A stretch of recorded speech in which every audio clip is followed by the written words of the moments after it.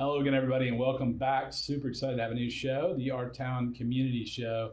And my good friend and colleague is with us today, Dr. Kerith Powell, my friend. How you doing, brother? I'm great, thank you. Awesome. Well, he keeps me in check. He is the owner of Dr. Chris Natural Remedies, and so he's proud of my posture right now. I am. Yeah, well, you are, because you know what I want to do, right?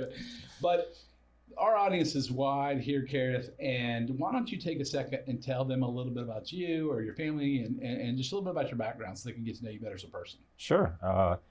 I'm Dr. Kerith Powell. I'm a chiropractor in Snellville, Georgia. I work with along 3 other chiropractors, and we have each our own special take on how we handle health in the body. Yep. And we work on nutrition, we work on exercises, we do rehab, and the whole gauntlet. everything. Yes, Yeah. as much as we can. Now, y'all are fantastic. If you can, if you put me back together, you can do anything. I can say that. You can say that. Yes, right. Well, this has been, we got a lot of viewers watching, and we're still technically in a pandemic of 24 months. Mhm. And you're an expert with the body and stress and how the body can heal itself. Yes. Have there's a lot of people just kind of exhausted of all the changes and stops and starts or whatever. What might you say in terms of from fitness, whether it's physical fitness, I guess that would include being aligned, spiritual fitness or mental fitness, what's going on up here to people that are really just down or depressed or frustrated? Yes, well, COVID has changed the way that we work, we play, how people are learning, Yes. Communication. Yes. And it comes with a price. So in some cases, what it has meant is that some people aren't going back to the office. Right. So they're working at home in an environment that's not designed for that office type of work. So there some of those conditions have showed up, and we advise on how to make the workspace at home more ergonomic. We also recommend frequent outdoor activities, okay? Particularly when the weather's nice. But Sure. you should get outside and Fresh get some fresh air. Absolutely. Walk around the block and do some things like that. And I would say, call a friend. Get somebody on the phone, somebody that you might be the person that's cheering them up. Yeah. Right? But just keep a constant relationship with someone that you can, maybe a regular meeting time once a week at such and such, catch Sure. up on things. And that really helps. I love that. That's some great advice. And I want to go on a segue. You've done, and I say you, and other people involved with you. Tell us a little bit about your philanthropy and reach out community with Haiti. With Haiti? Yeah, please. Just how it could best be described of what's going on there. This is a subject that could take up the entire show, okay? Just so you're aware. But I'm going to give you just... You're going to give me the this is the Cliff Notes version. Okay. And we'll do another one for another day. Exactly. Right. No, but you know about what we do, and what it is for your audience is I support a birthing center by being a board member on that birthing center. And in my role as the board member on that birthing center, I solicit donations and supplies to help with the birthing center. And currently it's a success. So we have 3 midwives down there. There's a manager. We were up to 64 live births the last time I checked. And we've saved, we know for a fact, 2 women's lives. Wow. They most definitely would have had problems, complicated deliveries. So very proud of the work that all of those people, everybody down there that's working, they are from Haiti, they were trained in Haiti. Okay. And on our side, what we do is to support them and assist them, Okay. make sure they have supplies and things like that. Well, that is, and I know there's videos and stuff, and we'll put a link up when after the show airs. But like you said, I know it's a lot bigger subject. It's amazing, but it's just kudos to what's being done there and helping, saving lives and babies. The future, right? Right. I know, and that's what that's my motivation, is that if we can influence a child, as they're Sure. coming up, then you just never know how far-reaching that can go. No, the impact of that is you just never know how it's going to play out. But tell me a little bit about your family and friends. I mean, how important is that network to you over the last 24 months, or just in your life? Is that an important part for you? Oh yeah, absolutely. We definitely family is one of the most important things, as you know. If you want to maintain a close knit, and I don't just mean with my wife and kids, but I'm talking about like with my mom and my sisters as well. I want to make sure those relationships are healthy and they are they're open, you know, because we all grow and we have different priorities as we age, and sometimes keeping those relationships can be a little challenging. So we make time for that, you know. In fact, my entire family will be coming down with me to Jamaica for a mission trip that's separate from the trip in Haiti. Okay. And we'll have all the generations, my kids and their cousins, and all of them just going to be a part of that mission. Wow. Yeah, it's really neat. So that's some amazing stuff. So tell me a little bit in terms of, I just know how you lead your life. How important is, you know, having something to rely on in terms of faith? Yeah. You just, you know, I know you make decisions, and you've posted some of the most thought-provoking. I saw one a couple weeks ago, a post on social media. But is faith in terms of your decision-making and moral compass? Well, my moral compass, you know, my father was a pastor, and so I grew up in church, and but I tell people even today, and I'm not ashamed of it, it's just that I didn't really get my personal walk until later. Exactly. Right? Yep. Okay. But I have my personal walk now, so I can call up the man anytime. Right? He's beyond speed. He's right. He's exactly. He's there, right? Yeah. But I have a routine in the mornings that I deliberately try to connect with him. So and when I miss those times, like if I wake up late or something like that, then I don't feel like my day started off right. Really. Yeah. You know, this is one of the disciplines. There's been times in my life I've been there and just really consistent. There's times when I'm just off base, which is probably not overly surprising to you knowing me directly, but that kind of sets the tone for your day. It does.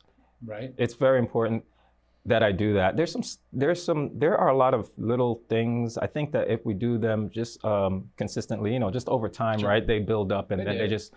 Then if you do miss a day, you know, you know, you can make up for it, or at least you still have some momentum behind you from previous sessions. Absolutely.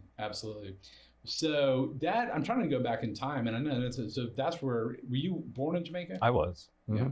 So I guess the last 24 months have been a little weird in terms, did they have to close their borders, or how did that work? Well, yeah, Jamaica. Okay, so I've traveled to Haiti and I've traveled to Jamaica during this time, and they each have different requirements and rules, and they change. So, you know, you have to keep up with that. And then, so, but there hasn't been any issue moving around. Jamaica has something that they call a resilient zone, where as long as you're in that zone, they're you know, everything's fine. But then they also have an app that they ask some people to download so they can track them. So, you know, and they have a curfew as well. Oh, do they? Yeah, which has just been extended to 12 p.m. So between 12 and 5, no movement. Yeah, and that used to start at 8 o'clock.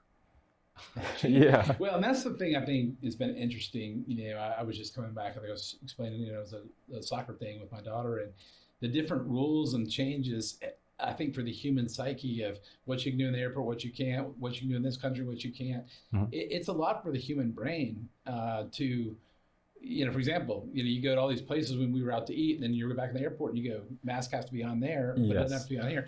It's just a lot of, it brings a lot of stress and confusion to the constant changes. Yes. It's always changing life, but it's been a crazy 24 months. You're right. I'm hopeful that this will end soon.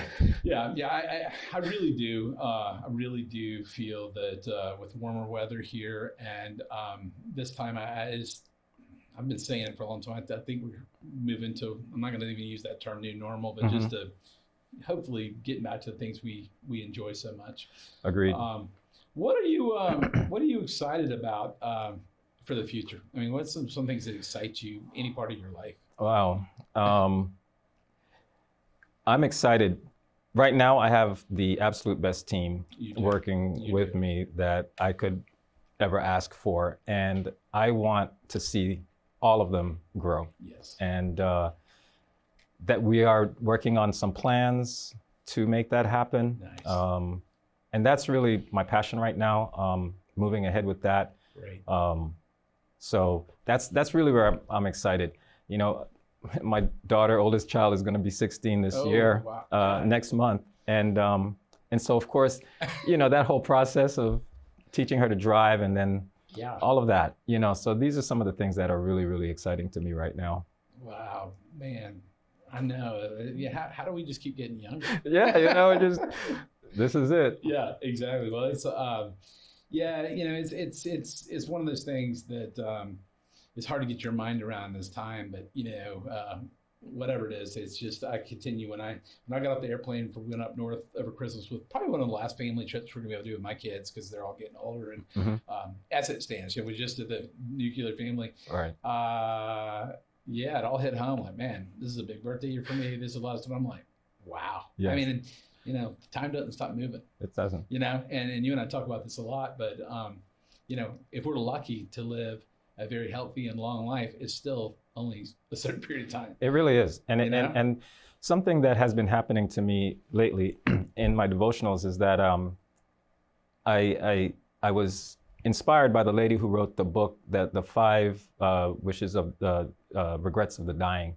And on that list, there's people are saying, I wish I had the courage to be myself. I wish I had been more happy. You know, I wish I hadn't worked so hard and things like that. And so what she's saying is that we're all going to, our journey here will end. Yes. And we need to think about how we're spending that time. And I know that you spend a lot of time supporting your community. One thing I admire about you ever since we met the very first time. And so, yeah, but I enjoy chiropractic. So that's how I like to spend my time. No. Well, I mean, I don't think I could do the things we try to do. I appreciate that, the community. If you know, and talking about your business, I mean, the people there, they all are so first class, and my family, it's not just me, you know, all, you know, you trust your kids to people and whatever, and you make them whole and care about the whole person, not just an elbow or a wrist. It's looking at everything holistically, and it's just I really applaud that, and I appreciate that. But yeah, you know, I think when you start to look at certain birthdays or certain things or certain anniversaries, it starts to go like, God, I've been married longer than so many people have been alive, and I'll say it really kind of. I don't want to say sobering, that's a blessing, but it does remind you. Yes. And what we have is ultimately we leave to our legacy and what we do with that time. And I talk about it a lot, but it's fleeting, man. You know, even right now we're recording a live TV show, but we can't get this 15 or 20 minutes back. We won't. Yeah. So that's why I'm giving you everything I've got. Well, I totally appreciate that.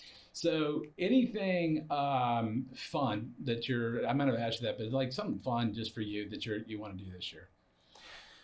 Well, I do want to enter into a go-kart racing league. Go-kart racing. Yes. Where is this? Is this in Georgia? Yeah, it's in Brazelton, across the. It's called Lanier Raceplex. Yep. I'll give them a shout out. As a kid, man. Yeah. Yeah. Oh, cool. It's great. These go about 55 miles an hour, and so yeah, and they have different types of leagues and things like that. It's fun. We had an old 2-seater go-kart hand-me-down as a kid, and it took like 2 hours to start it, but I used to love driving that thing. A lot of fun. Yeah. Well, we're coming to the end of the show, but if we're listening to the audience, if you in one sentence could tell our audience anything coming out of this pandemic, what Kerith would you tell them? Well, I can tell them what I told my patients in the beginning, which is basically we can't sanitize our way out of this. Viruses, bacteria, all of these things, they are with us to stay. And we have to adapt. And this is all part of that, okay? So that's it. All right. Well, Kerith Powell, Dr. Kerith Powell, thank you, my friend, for coming on the show. I sure appreciate it. Thank you. Well, folks, you've been listening to another My Town, Your Town, Our Town. Thanks for tuning in, and we will see you next time.